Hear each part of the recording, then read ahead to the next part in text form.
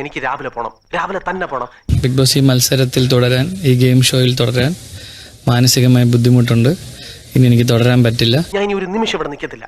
നിനക്കെന്താ ഭ്രാന്തളകിയോ? നെഗറ്റീവായി തുടങ്ങി. എന്തോ കുഴപ്പമുണ്ടല്ലോ. ക്യാമറ എനിക്ക് ഷൂട്ട് ചെയ്യണ്ടെന്ന് തോന്നുന്നു. എനിക്ക് മൈക്ക് സംസാരിക്കാൻ തോന്നുന്നില്ല.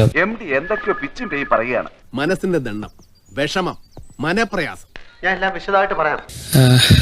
എനിക്ക് പോണം. എന്ത് പറ്റി രമണ? മാനസികമായി ബുദ്ധിമുട്ടുണ്ട്. ഇനി എനിക്ക് തുടരാൻ പറ്റില്ല. എന്റെ പണി പോലിരിക്കുന്ന എന്റെ മാനസിക നില വളരെ മോശമാണ്. ശരിക്കും കയ്യിൽ നിന്ന് ഇരിക്കുന്ന എനിക്ക് കുറെ ട്രോമാസ് ഒക്കെ ഉള്ള ആളാണ്. സത്യം പറ, ഞാൻ ആരോടും പറയില്ല.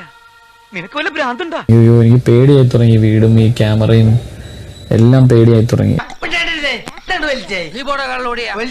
ഈ ഗെയിമിന്റെ നിയമങ്ങളും ബിഗ് ബോസ് പറയുന്ന കാര്യങ്ങളും ഒന്നും അനുസരിക്കണ്ട എന്ന് ഞാൻ തീരുമാനിക്കുന്നു. എന്താ എന്റെ ഉദ്ദേശം? അതിന്റെ ഇതായിട്ട് ഞാൻ മൈക്കോടെ വെക്കുകയാണ്. ഇയാളുടെ പണ്ടാണെങ്കിൽ ജോലി ഞാൻ രാജിവെച്ചേക്കണം. ഇതെന്താ ടെസ്റ്റർ? എന്റെ രാജിക്കത്ത് ഞാൻ നോക്കിയിട്ട് പ്രത്യേകിച്ച് കുഴപ്പമൊന്നും കാണുന്നില്ലല്ലോ. എനിക്ക് കണ്ണിലല്ല കുഴപ്പം, ബ്രെയിനില. സിബിൻ മൈക്ക് ധരിക്കുക. അവന്റെ സമനില തെറ്റിയിരിക്കുക പാവം.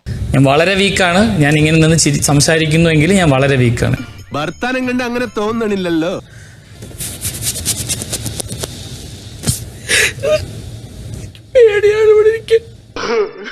എന്റെ ചൂത്രോന്നും നമ്മളെടുത്ത് വേണ്ട.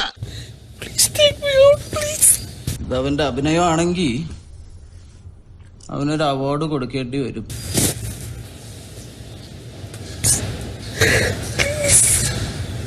ആ പയ്യനവിടെ നിന്ന് കരയുണ്ട്. സാറിന്ന് വന്ന അവനോട് ഞാൻ എന്താടാ പറയാ? എന്തെങ്കിലും ഒന്ന്. സിബിൻ, നിങ്ങൾക്കൊരു സൈക്കോളജിസ്റ്റിന്റെ സേവനം ആവശ്യമുണ്ടോ? ഉണ്ട്.